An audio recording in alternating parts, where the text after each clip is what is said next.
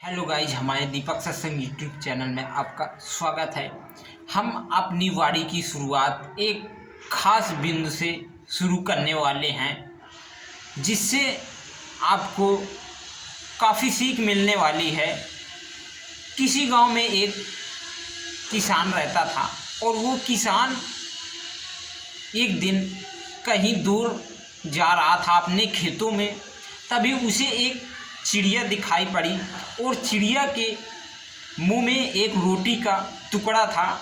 उस टुकड़े को चिड़िया ने उड़ रही थी तो उसके मुंह से वो टुकड़ा नीचे ज़मीन में गिर गया। तो उस किसान ने उस चिड़िया के टुकड़े को, रोटी के टुकड़े को ले आया और अपने घर में उसे अपने परिवार में बांट दिया। और सारे लोग उस रोटी को बड़े शौक़ से खाने लगे, क्योंकि उसके किसान के घर में किसान की पत्नी और किसान दो ही लोग थे और तीसरा कोई नहीं था। फिर वो चिड़िया ऊपर को हेर करके बोलती है कि हे भगवान, तुमने ये क्या किया? क्या आज मेरा दिन ऐसा ही रहेगा? क्या मैं सारा दिन भूखी ही रहूँगी? तभी कुछ दिन बाद किसान के यहाँ एक पुत्र की प्राप्त हुई और वो पुत्र किसान का धीरे धीरे बड़ा हुआ और बड़ा होकर के वो सयाना हो गया काफ़ी। फिर कुछ समय बाद उस किसान के पुत्र की मृत्यु हो गई। वो किसान और किसान की पत्नी बहुत ज़्यादा चिंतित में हो गई कि ऐसा कैसे हो सकता है। हमारे घर में बहुत ही दिन बाद खुशियाँ आई थी, लेकिन भगवान से हमारी खुशियाँ देखी नहीं गई और उस खुशियों को हमारे भगवान ने हमारी खुशियों को छीन लिया हमसे। हम पता नहीं भगवान का क्या बिगाड़ा था जो भगवान ने हमारी खुशियों को छीन लिया। इससे अच्छा होता कि हमारे कोई पुत्र ही ना होता, कि हमें इतना दुख नहीं मिलता इस समय। जितनी खुशी हमें पहले मिली थी उससे दुगना हमें दुख मिल रहा है अब।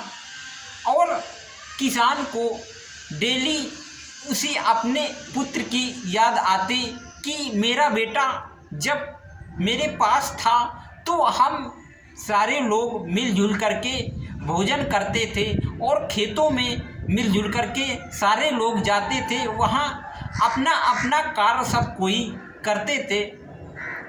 कुछ दिन बाद किसान को सपना एक आया और सपने में यमदूत ने किसान के पास आए और किसान से बोला कि तुम इतने दुखी क्यों हो? क्या तुम्हें कोई तकलीफ है? तो किसान बोला कि यमराज, आप तो जानते ही हो कि हमारे पुत्र की मृत्यु हो गई है और फिर भी आप हमसे ये मजाक कर रहे हो कि आपको तकलीफ क्यों है? क्यों? आपके दुख का क्या कारण है? आप ही का किया धरा सब कुछ है, लेकिन फिर भी हमसे पूछ रहे हो। अरे आपको मृत्यु ही देनी थी तो मेरे प्राण ले लेते, लेकिन हमारे पुत्र ने आपका क्या बिगाड़ा था जो हमारे पुत्र की आप प्राण ले लिया? तभी यमराज बोलते हैं कि आइए आप हमारे साथ में चलिए, हम आपको अपने तुम्हारे पुत्र से मिलाने चलते हैं। तभी यमराज उस किसान को अपने साथ ले गए यमदूत में और कई लोग वहाँ पर थे। जो जितने लोग यहाँ से मर जाते थे वो यमराज के पास चले जाते और वहाँ भूत बन जाते। तभी वो यमराज उस किसान को अपने यमदूत के पास ले गया, यमपुरी, और वहाँ जाकर के किसान से बोला कि यमराज ने किसान से बोले कि तुम अपने पुत्र को यहाँ पहचान लो और पहचान करके मेरे पास बुला करके लाओ।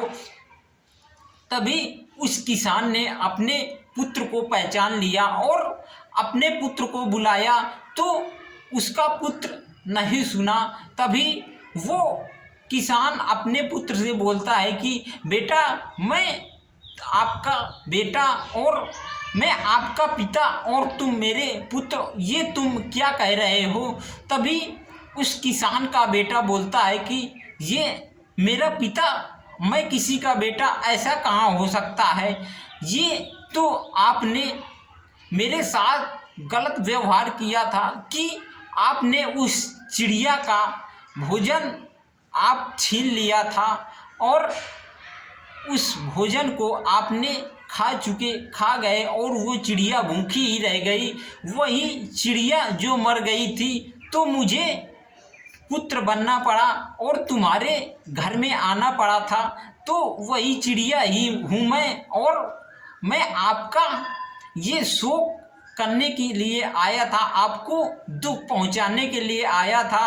अब किसान की आंखें फटी की फटी रह गई और किसान यमराज के पास जाता है और यमराज से सारी घटना सुनाता है कि मैंने एक चिड़िया का भोजन छीन लिया था, इसीलिए मुझे मेरा पुत्र मुझसे छिन गया और मैं अब क्या करूं।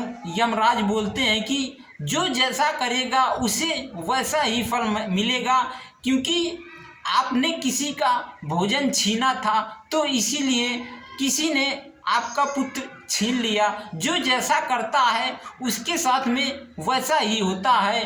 आप अगर किसी का साथ दोगे तो आपका भी कोई साथ देगा, और आप किसी के साथ में गलत व्यवहार करोगे तो आपके साथ में भी गलत व्यवहार मिलेगा।